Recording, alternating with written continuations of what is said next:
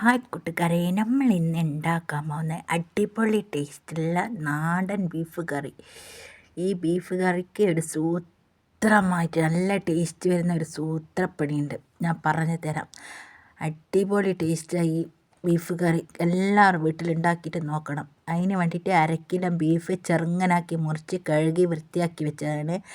അതിന് വേണ്ടിയിരുന്നതാണ് 3 വലിയ ഉള്ളി, 4 തക്കാളി, പിന്നെ 3-4 പച്ചമുളക്, ഇഞ്ചി, വെളുത്തുള്ളി എല്ലാം. അങ്ങനെ നമുക്ക് നല്ല സൂത്രപ്പണി എങ്ങനെയാണെന്ന് പറഞ്ഞു തരാം. അങ്ങനെ ബീഫ് നല്ലോണം കഴുകി വൃത്തിയാക്കി വെച്ച് അതിൻ്റെ കൂടെ നമുക്ക് കുറച്ച് RKG ഒഴിക്കണം. 2 ടീസ്പൂണ് RKG. എല്ലാവരും ഇങ്ങനെ ഉണ്ടാക്കിയിട്ട് നോക്കിയാൽ തിരിയും. അടിപൊളി ടേസ്റ്റാണ്. ബീഫ് പ്രത്യേകമായിട്ട് ഇങ്ങനെ ഉണ്ടാക്കിയിട്ട് നോക്കി വെക്കുക, നല്ല ടേസ്റ്റ് ആയിരിക്കും. അങ്ങനെ 1/4 ടീസ്പൂൺ ഗരം മസാലപ്പൊടി, പിന്നെ 1/4 ടീസ്പൂൺ മഞ്ഞൾപ്പൊടി, പിന്നെ 1/4 ടീസ്പൂൺ കുരുമുളക് പൊടി, പിന്നെ 2 ടീസ്പൂണ് മല്ലിപ്പൊടി. മല്ലിപ്പൊടി വറുത്തിട്ടിട്ടാലും മല്ലി വറുത്തിട്ടുള്ള പൊടിയെങ്കിലും ഏതായാലും സാരമില്ല. 2 ടീസ്പൂൺ ഇറച്ചി മസാലപ്പൊടി, പിന്നെ 1/2 ടീസ്പൂണ് മുളക് പൊടി, പിന്നെ പാകത്തിനുള്ള ഉപ്പ്. അതെല്ലാം കൂട്ടി നല്ലോണം കുഴച്ച് നല്ല ഇതിൽ കുറച്ച് കറിവേപ്പിലയും മല്ലിച്ചപ്പെല്ലാം ഇട്ടിട്ട് അങ്ങനെ വെച്ചിട്ട് നല്ലോണം നമുക്കൊരു 10 മിനിറ്റ് വരെ മൂടി വെക്കുക. നമ്മളെ ഉള്ളിയെല്ലാം മുറിച്ചിടുമ്പോഴത്തേക്കും തക്കാളി, പച്ചമുളക്, ഇഞ്ചിയെല്ലാം ഇത് റെഡിയാൻ പാട്ടുമ്പോഴത്തേക്ക് ഈ മസാല എല്ലാം റെഡിയായി വെക്കും. ഒരു 10 മിനിറ്റ് 20 മിനിറ്റ് വരെ ഇങ്ങനെ വെക്കുക. അടിപൊളി ടേസ്റ്റാണ്. ഇങ്ങനെ വെച്ചിട്ട് നോക്കിയാൽ അടിപൊളി ടേസ്റ്റ് ഉണ്ടാവും. അങ്ങനെ മസാല എല്ലാം റെഡിയാക്കി വെച്ച് നമ്മൾ മൂടി വെച്ച് 10 മിനിറ്റത്തേക്ക്. വീഡിയോ കാണുന്ന എല്ലാവരും സബ്സ്ക്രൈബ് ചെയ്യുക, ഷെയർ ചെയ്യുക, ലൈക്ക് ചെയ്ത് വീഡിയോ കാണുക. ലൈക്ക് ചെയ്താൽ നമ്മളെ വീഡിയോ എല്ലാവർക്കും എത്തുള്ളൂ. അതുകൊണ്ട് വീഡിയോ കാണുന്നവർ ലൈക്ക് ചെയ്തിട്ട് കാണാൻ പറയുന്നത്. ആരും ലൈക്ക് ചെയ്ത് തരില്ല.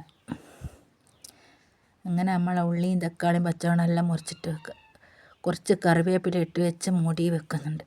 അങ്ങനെ നമ്മൾ ഉള്ളിയും തക്കാളിയും പച്ചമുളക്, ഇഞ്ചി എല്ലാം റെഡിയാക്കി വെച്ച് അങ്ങനെ നമ്മൾ കുക്കറിൽ ആവശ്യത്തിനുള്ള സൺഫ്ലവർ ഏത് ഓയിൽ വേണമെങ്കിലും ഉപയോഗിക്കുക.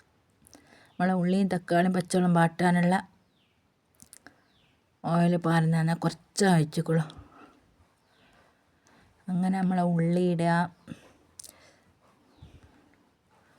ഉള്ളി, പിന്നെ തക്കാളി, പച്ചമുളക്, പിന്നെ ഇഞ്ചി, വെളുത്തുള്ളി പേസ്റ്റ് എല്ലാം ഇടാം.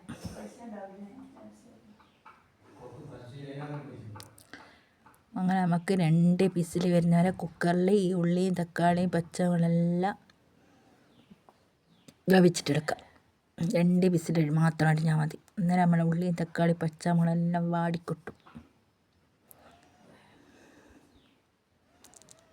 അങ്ങനെ 2 വിസിലടിച്ചതിന് ശേഷം നമ്മൾ ഈ മസാലകളെല്ലാം റെഡിയാക്കിയിട്ട് വെച്ചത് നമ്മളെ കുക്കറിൽ ഇടാൻ പോകുന്നു.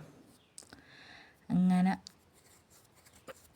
അതിൻ്റെ ആവിയെല്ലാം പോക്കിയാൽ ഉള്ളിയും തക്കാളി പച്ചമുളകെല്ലാം വാടി റെഡിയായി. പിന്നെ ഫോണിന് ചാർജ് ഇല്ലാത്തതുകൊണ്ട് അങ്ങനെ ഉള്ളിയും തക്കാളിയും പച്ചമുളകെല്ലാം വാടിയതിന് ശേഷം നമ്മൾ ചേർത്ത് വെച്ച മസാലകളില്ല ബീഫ് അത് നമുക്ക് ഇതിലിടാം.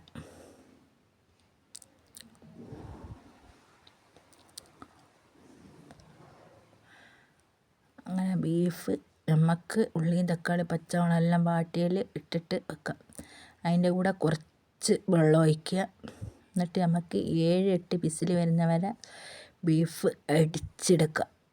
അങ്ങനെ അടിപൊളിയുള്ള ടേസ്റ്റുള്ള ബീഫ് കറി ഇങ്ങനെ ഉണ്ടാക്കണം.